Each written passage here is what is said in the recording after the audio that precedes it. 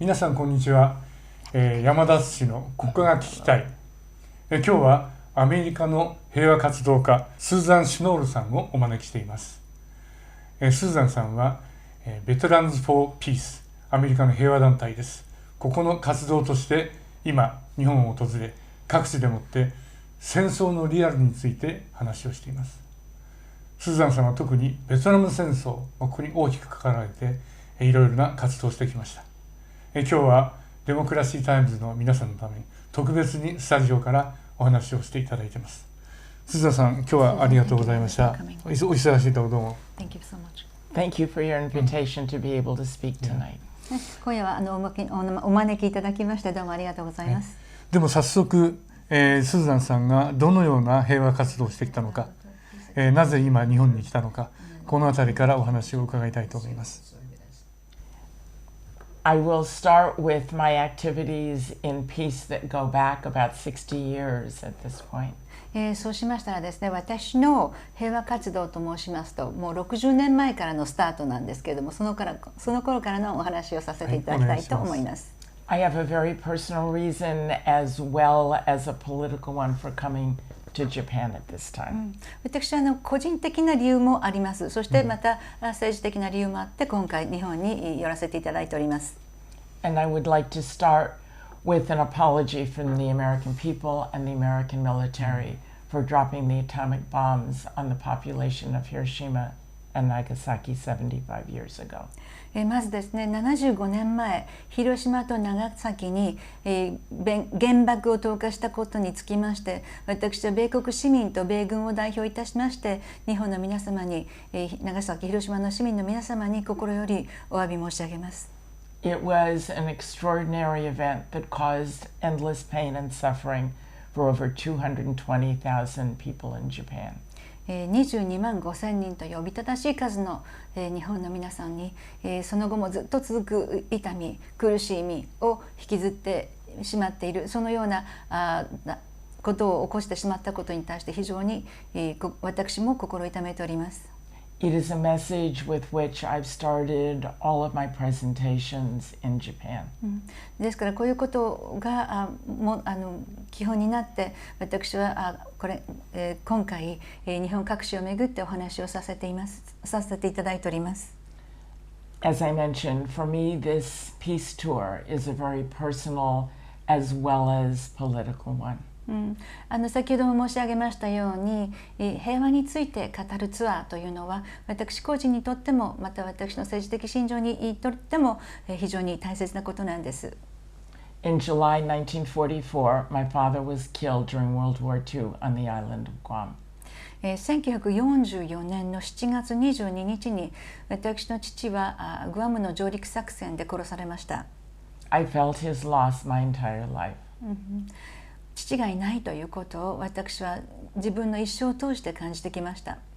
And his loss was one of 30 million lives that were lost during the Second World War. 私の父は亡くなりましたけれども、その一人の死というのは第二次世界大戦で命を失った3000万人の人たちの中の一人ということになります。I was asked at a grammar school this afternoon about whether or not I was angry and hated the Japanese people, and I say absolutely not. 今日ですね、実はここに来る前に、小学校で講演をさせていただいたんですけども、その日本兵に殺されたと、お父さんを殺されたということで日本に対して怒りはありますかという質問を受けました。で、私はいえ、そんなことありませんよとお答えしました。It was war and conflict that killed my father. 私の父を殺したのは戦争、紛争であります。So I come on this peace tour talking about peace and reconciliation between people and between governments. で、今回日本のこのスピーキングツアーを通じまして私は人々の間での和解、そして政府と政府の間での和解というものを願って、このツアーをやっております。For many years, and we go back to the American conflict in Southeast Asia, I've been very active participant in the peace and anti-war movement. かつて私の国アメリカが東南アジアを戦火にして巻き込んでいた頃ですね、果敢に反戦運動に関わっておりました。I've had wonderful discussions with different organizations and peace groups talking about the American war in Vietnam and their reaction to what my government did. でそしてさまざまな団体や平和を希求する人々と一緒に話し合いをしましてですね、その東南アジアの戦争と私の政府との関わりについて話し合いました。And I've had a response from many of the groups in the universities and the civil organizations about our people working together for peace in the world. でその話し合いの中でやはりさまざまな大学キャンパスや一般の平和団体の人たちとですね、やっぱりその団結して平和に向かって何かしていかなければねという話になりました。And I believe only by dealing with the military and removing the American military presence in Japan and on Okinawa can we begin to reconcile and talk about peace. 特にですね、日本本土や沖縄にたくさん集中している米軍基地、この米軍基地をごっそりともう米国に持ち帰るということからですね、私たちは日本の皆さんと和解の話し合いの第一歩ができると思っています。In Yokosuka, it was quite wonderful for me to meet with long-term peace activists. 横須賀にお邪魔した時にですね、現地でもう何十年も平和活動をしていらっしゃる方々にお目にかかることができました。And they had worked some 50 years ago to assist the American active duty troops to leave their ships that were stationed there and to be able to go to Sweden. その方々はその、50年前横須賀に停泊していた米軍の戦績からですね脱走した現役の兵隊さんたちを静かにこっそりとですねスウェーデンに逃がすという活動をしていたわけですね。It is such an important part of history for both Americans and Japanese. これはその現役の米軍兵と日本の一般市民が協力し合った非常に歴史的に意義のある出来事だったと思います。To remember that you can stand up for peace and justice, and it is so important to continue to do that, even more important today. それはやはりどういう意義があるかと言いますと、平和と正義のためにですねこうやって、連携することができるんだという明白な事実が残されたわけで、今日それが最も求められていることだと思います。So my message with the Japanese people has been one of hope, one of reconciliation, and one of determination. そして日本の皆様にやはりこの和解を通してですね、私たちがこれからもずっと平和に向けて一緒にやっていくんだという強い決心を持って、協力し合っていけたらいいなと思っております。ところでスーザンさんは、反戦活動家としてどんなことをされたんでしょうか。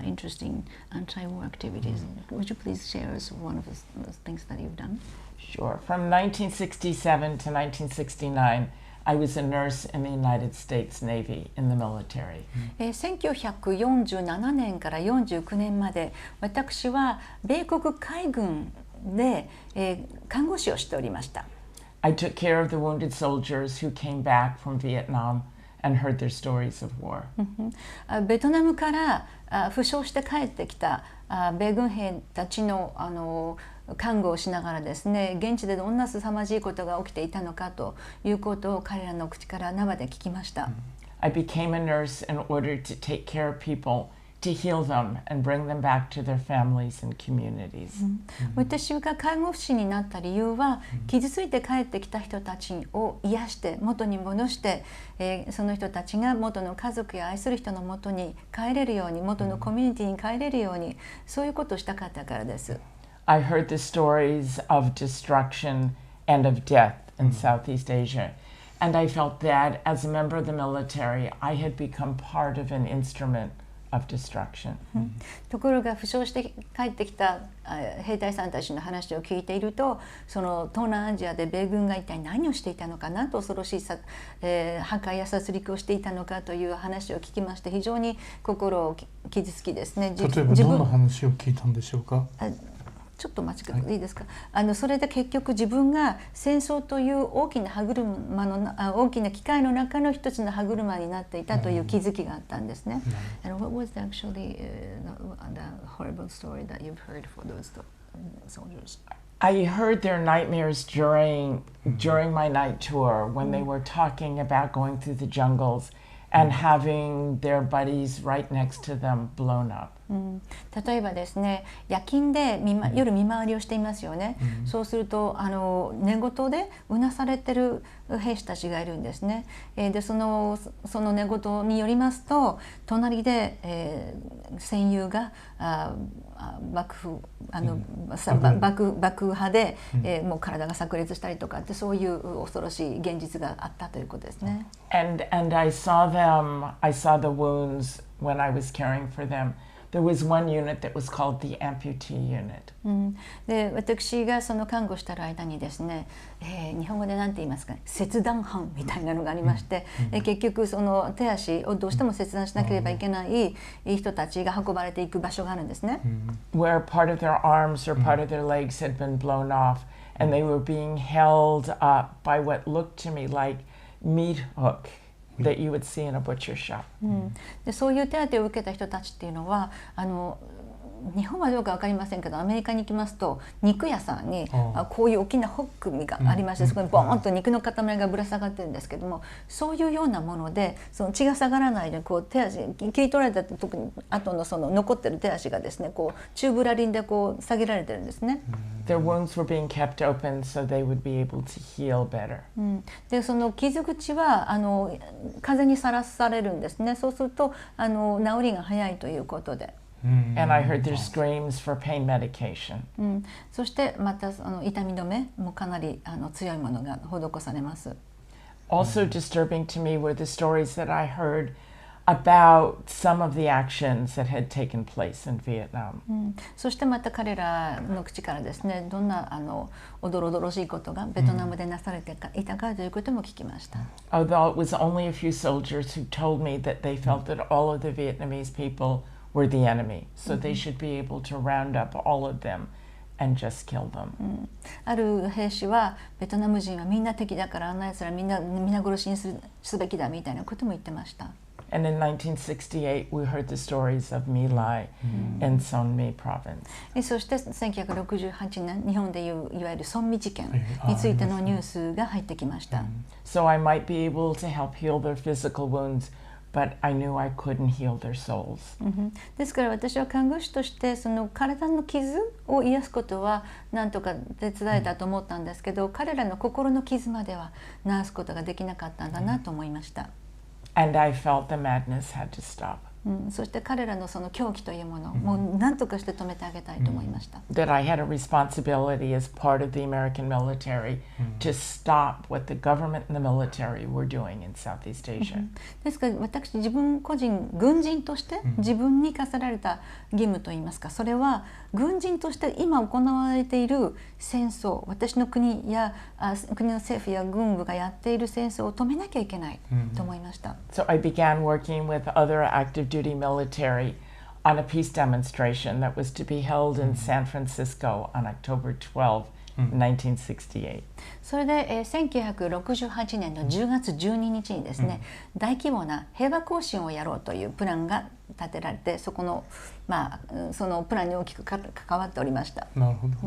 ンフランシスコですね。そうです。San Francisco in California. We had difficulty getting publicity for the march. でその平和行進をやるよという情報をですね、もっともっとたくさんの人に知ってもらいたかったんですけど、なかなか情報をね、今みたいなインターネットのない時代ですから、情報がこううまく伝わらないというもどかしさがありました。Soldiers throughout the Bay Area began planning for the first anti-war demonstration in the country organized by GIs and veterans. I was a member of the Medical Committee for Human Rights. We got together a number of times and talked about how we were going to organize active duty GIs to go to the peace demonstration. And then I remember also hearing about the B-52 bombers that were dropping leaflets on Vietnam, urging the Vietnamese to defect. And I thought, well, if they can do it overseas,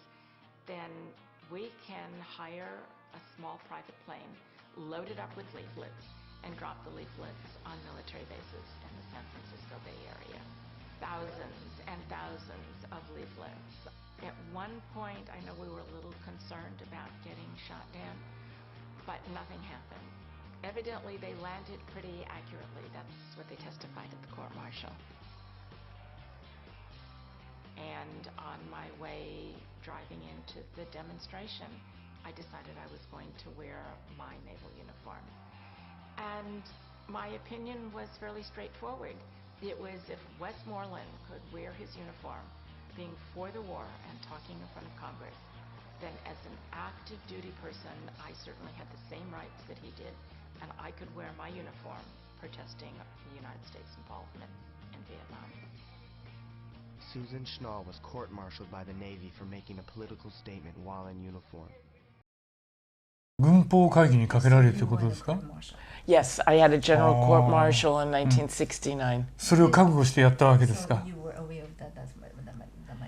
I knew that that might happen, and again, I was one of thousands of active duty American military who were protesting the American war in Vietnam. まあもちろん軍法会議にかけられることは覚悟でやってましたけども、私は当時何千人もいた、その現役の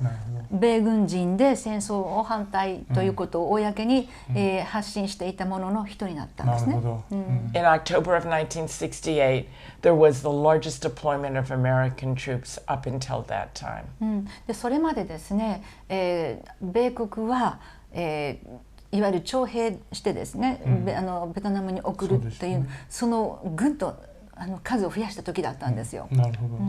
The United States was beginning participation in the Paris peace talks with Vietnam. それで、パリの平和条約、ベトナムに関してですね、パリの平和条約をその頃始めたわけです。From that time until 1975, when the troops actually left Vietnam, there were about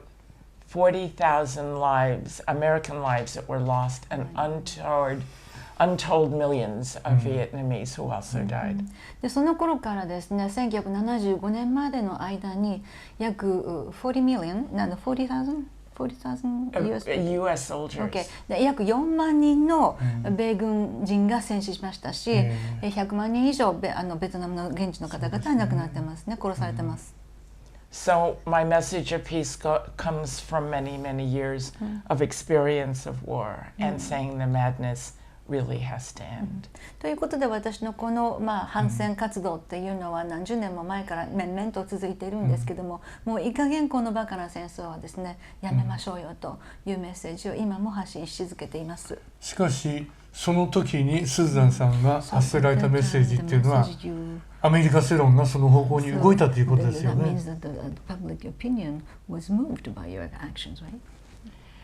I think some of it was moved by my actions, but it was also moved by those active duty soldiers who went against direct orders, who went against the United States involvement in Vietnam. So it was many thousands of us who were involved in a movement for peace. 私個人のアクションで動かされた人もいたかもしれませんけども、先ほど申しましたように私はそのたくさんいた中の一人で、そのたくさんの人たちは、上官の命令に従わないとか、アメリカが東南アジアに侵攻することの作戦に反対するとかっていうことを公に表明して戦争反対を唱えていた人たちなんですね。It was the beginning of the change of American opinion. つまり米国世論が変わっていくそのちょうど初めの頃だったと思います。その時にアメリカはベトナム戦争で大きな反省をしたと思うんですよね。戦争をすることが必ずしも正義ではないということが分かったと思うんですが、その後もアメリカは戦争を続けています。どうしてアメリカはこんないつも絶え間なく戦争を続けているんでしょうか。I'm so glad you asked that question. その質問をしてくださって本当にありがとうございます。There is no question in my mind, and we've seen this recently in documentaries about the American war in Vietnam, that President Kennedy, President Johnson, and President Nixon all wanted to win the war so they could be reelected to the presidency of the United States. ケネディ大統領もジョンソン大統領もニクソン大統領も引き続き軍備を増強するということを繰り返しながら、彼らは大統領選挙で再選を果たしてきました。It is extraordinary that we could throw away human lives because of political expediency. ということは、そういう人たちの政治的な意図でもってたくさんの人たちの命が奪われてしまったということですね。And in my mind, it's the same decision that President Truman made when he decided to drop the atomic bombs on civilian populations in Hiroshima and Nagasaki. 私個人的にはですね、トルーマン大統領も結局同じような考え方で、同じようなアイデアで広島や長崎に原爆を落としたのではないかと思っています。It is that type of thinking that we need to take responsibility for and stop. ですからその類の考え方ですね、私たちは大いに反省をしてですね、やってしまったことに対して責任を取らなければいけないと思っています。ただアメリカの政治家や軍の反省は、多くのアメリカ人を犠牲にしたということが大きな反省だったと思うんですが、その後はアメリカ人を直接戦場に送らないで、他の国の兵隊を使ったり、要するに外国人と外国人を戦わせたり、あるいは AI のような兵器で相手を殺すことについては何ら反省してないと思います。最近でも中東やアフガニスタンでもアメリカ人を殺さないようにして外国人を、その地域の人たちを殺すということを続けていますが、全く反省してないとしか思いませんが、いかがでしょうか。It's very concerning to me because we no longer have these soldiers on the ground or these boots on the ground, and we kill remotely. でおっしゃったこと、本当に私も非常に案じております。今現在、その戦地に地に足をつけてですね、いわゆるその陸上にですね、軍人を送るということはやってないんですね。その代わり、見えない形での武器を使っての攻撃がどんどん進行しています。The other significant change is we no longer have a draft in the United States where every young man over the age of 18 is subject to be required to enlist in the military. かつてはその18歳以上の男子は皆その徴兵の義務があったわけですけども、現在はそれがないんですね。It was one of the ways that we had of organizing thousands of civilians to come out and protest United States involvement in Southeast Asia because everybody was impacted. でもそうなったのは結局たくさんの一般市民が街に出て、当時のその東南アジアへの介入を批判してですね、それを政府にアピールしたからですね。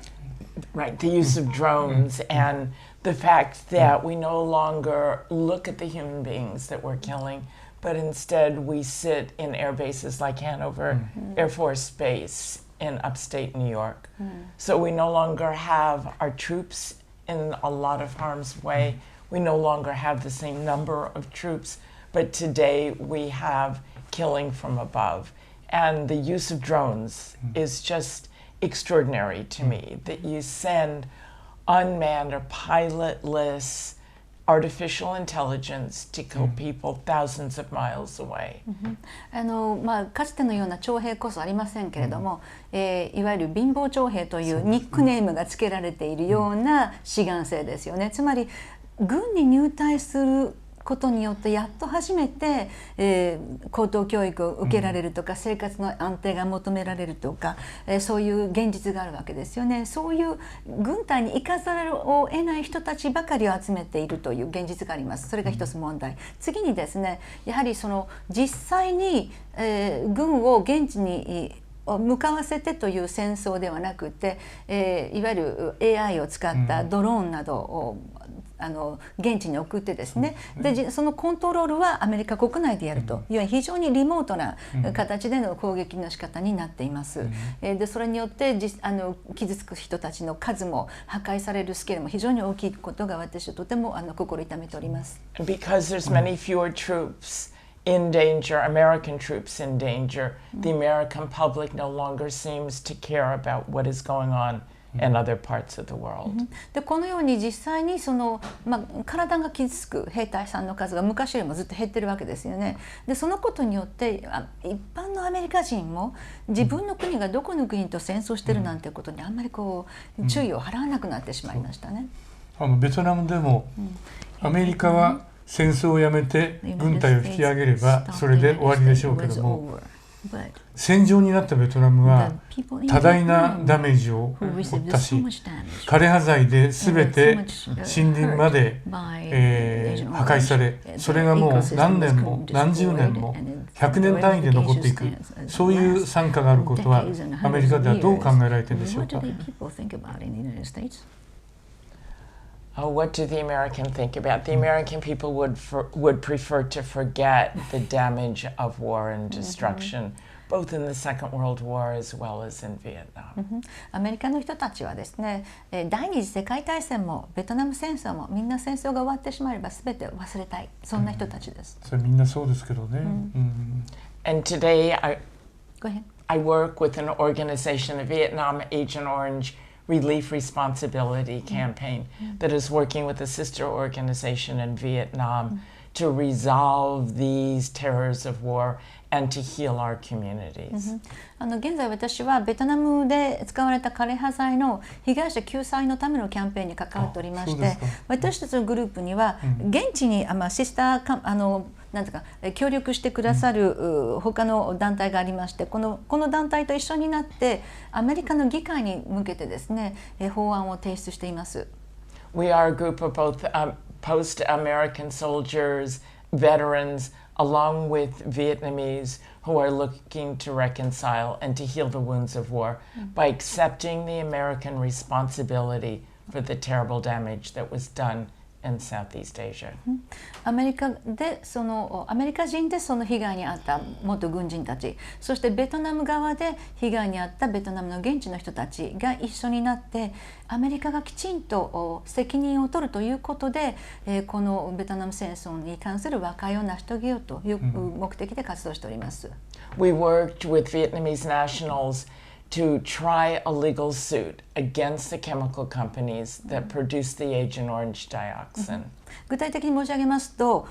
ベトナムの被害者がその枯葉剤を作った化学会社を相手取って訴訟を起こしたんですね。で、この会社にこの自分たちに及ぼしたダメージの責任を取ってほしいというふうな内容でした。This was a legal case that lost in the American courts. And so we decided that we would write legislation, and we have legislation that's been introduced to the House of Representatives by Representative Barbara Lee. で、結局この訴訟では残念ながら敗訴だったんですね。それはアメリカの裁判所で。アメリカの裁判所で敗訴になりまして、じゃあというので今度は下院にですね法案を提出しまして、でその時にカリフォルニアの議員さんのマーバラ・リーさんっていうね、2003年のイラク侵攻の時に一人だけ反対した人ですけども、彼女のサポートで今この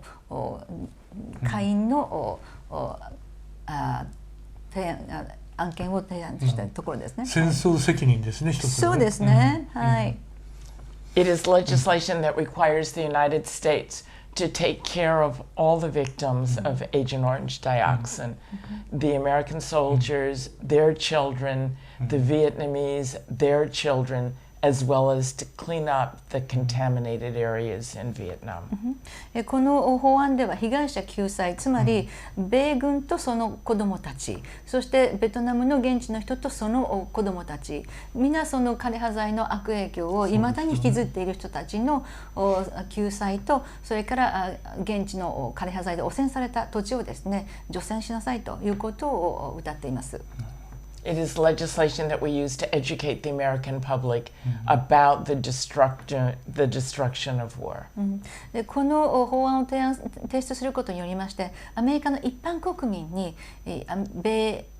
国が起こした戦争についての責任と実態を知ってほしいという目的もあります。So the American wars are all over the world,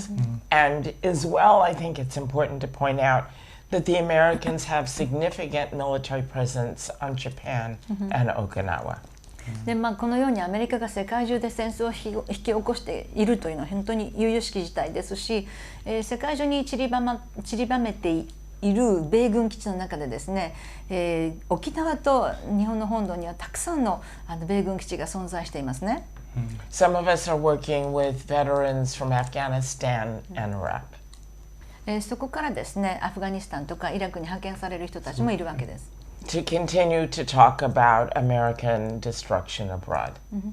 そしてやっぱりそこをきっかけにですね、アメリカがどれほどその海外で悪さをしているかということを語らなければいけません。We're talking about American military presence in Afghanistan since 2001 and in Iraq since 2003. もう本当にひどいんですけど、2001年からアフガニスタンに今までずっと米軍は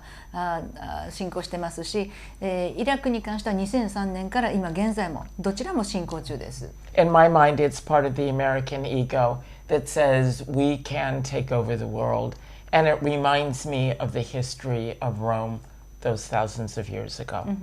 いわゆる世界を股にかけて自分たちのものにできるんだというようなアメリカのひどいエゴの世界ですよね。それを感じるにつけ、かつてのローマ帝国を想像させます。I think there is a point beyond which the empire reaches and is responsible for its own destruction.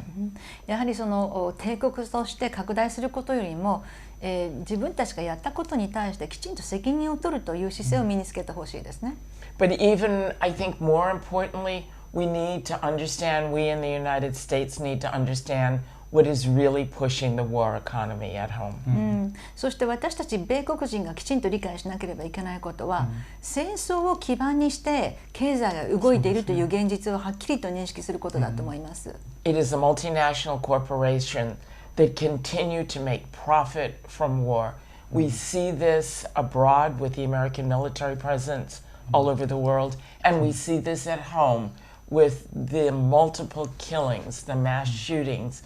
that I think the gun manufacturers are responsible for, and they are tied in with corporate interests of armaments abroad.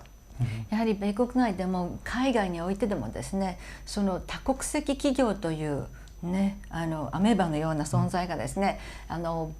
その企業の利益のためにどんどん戦争を助長しているという現実があって、似たようなことが米国内のその銃規制、なかなか銃規制できないでいますよね。いわゆるその暴力文化というものが結局その武器を作っている会社の利益のためにいつまでも温存されているという問題があります。私たちから見るとホワイトハウスというのは代々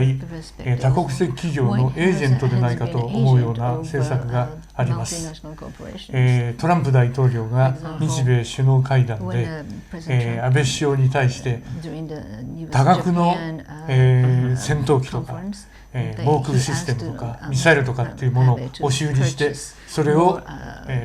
安倍首相が自落するという、そういうふうな形で両国関係が進んでいます。それは日本のため、アメリカのためというよりも戦争で儲ける企業のためではないかというふうに我々は考えますが、いかがでしょうか。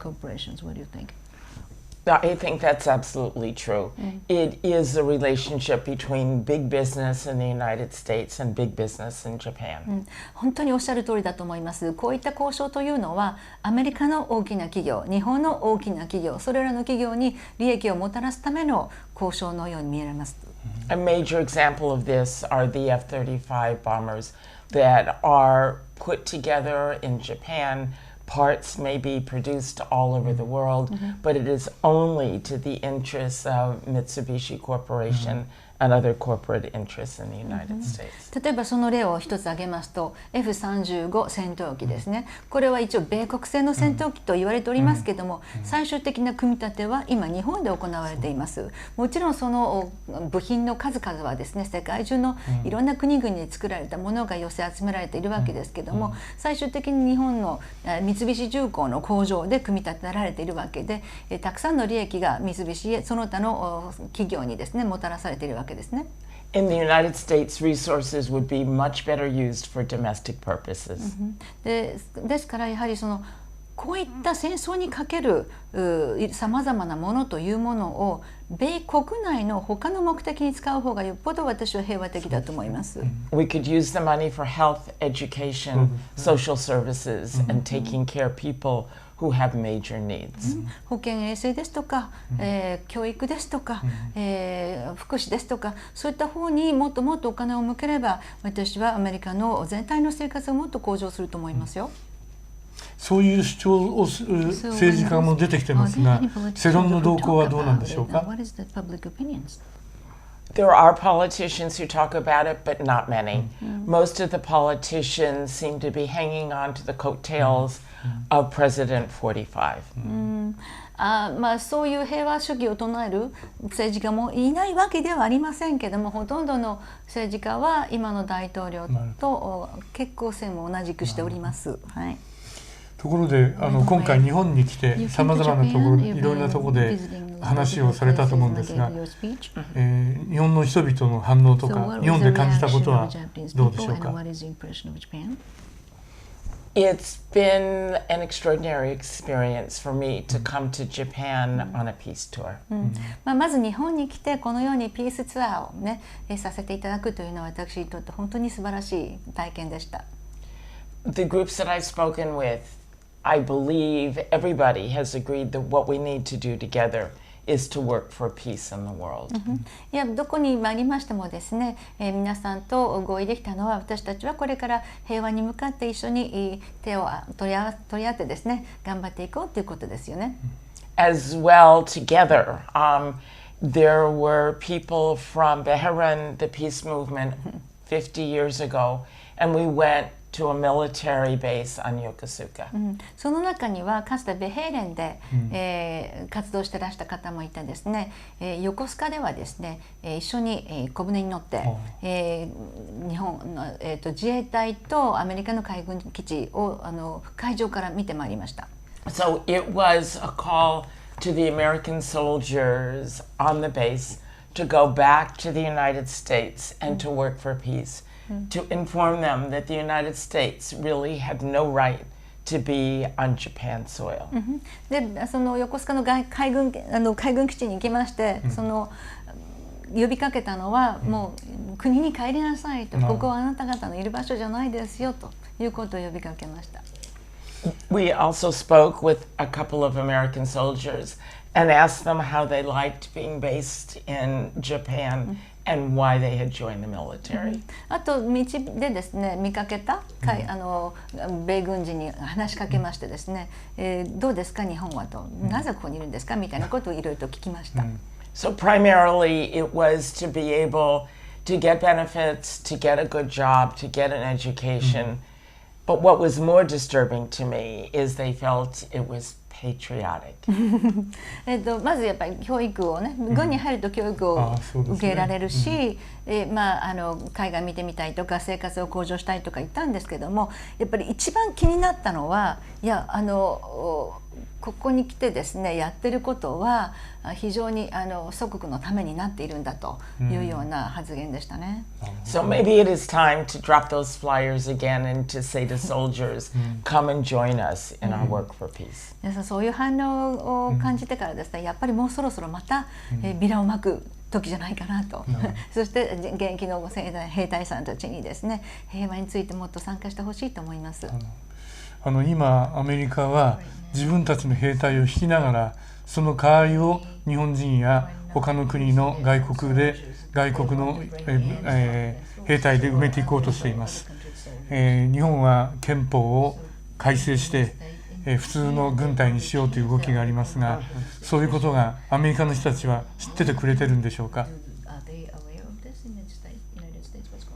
Oh my goodness, no, I don't think people in the United States are aware at all of what is going on in most parts of the world in which our military is engaged.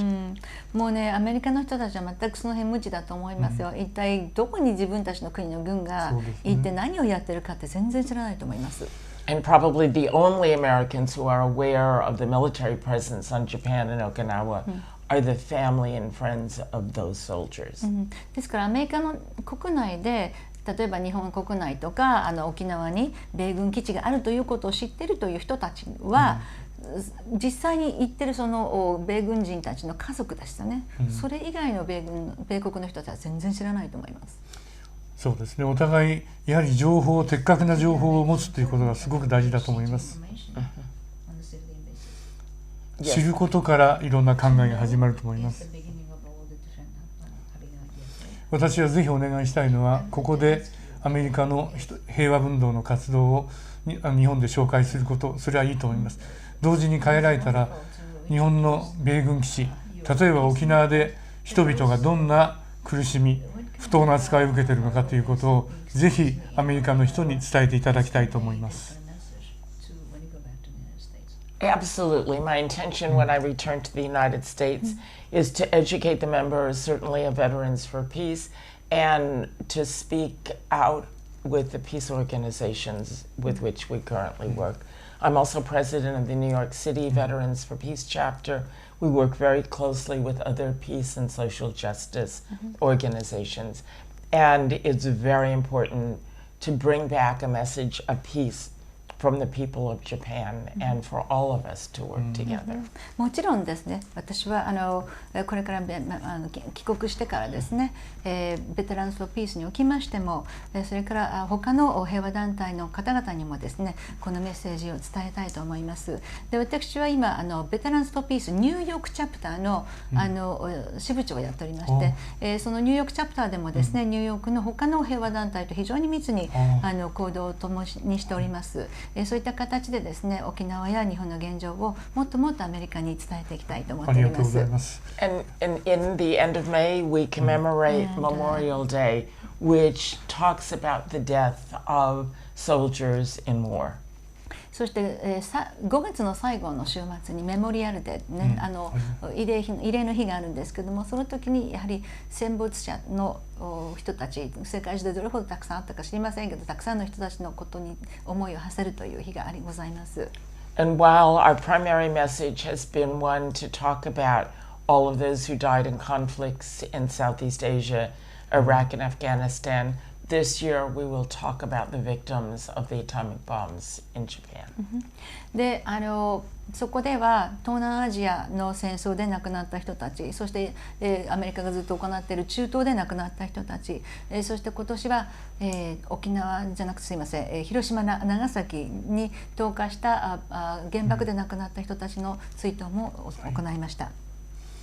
どうもありがとうございました。これからまたニューヨークに帰られてもいろいろ活動があると思いますが、日本の平和団体、それからそういう民主勢力、そういうところと連携してこれから戦争のことを考えていきたいと思います。今日はどうもありがとうございました。Thank you very much for the chance to speak to your audience. 今回皆さんの視聴者の前でですね、このようなお話をする機会をいただきまして本当にありがとうございました。今日は、アメリカで平和活動をしているベテランズ・フォー・ピースの、スーザン・シュノールさんに来て、戦争のリアルについて語っていただきました。どうもありがとうございました。ありがとうございました。Thank you very much. Thank you.